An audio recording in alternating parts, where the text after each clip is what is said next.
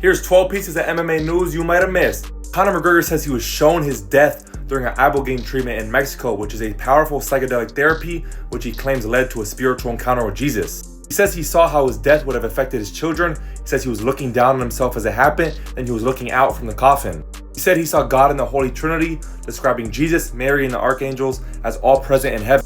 He then says, Jesus descended from the white marble steps of heaven and anointed me with a crown. I was saved. Ilia tweeted out, Arman, every time we see each other, you freeze up like a duck. I pick the fights. And remember when I slapped you and you just laughed and you acted like a gangster? This is what Ilia is referring to, not much of a slap. Arman said you touched my neck like we're taking a family photo. The clip is clear, your insecurity is even clearer. I can teach you a real slap if you want to.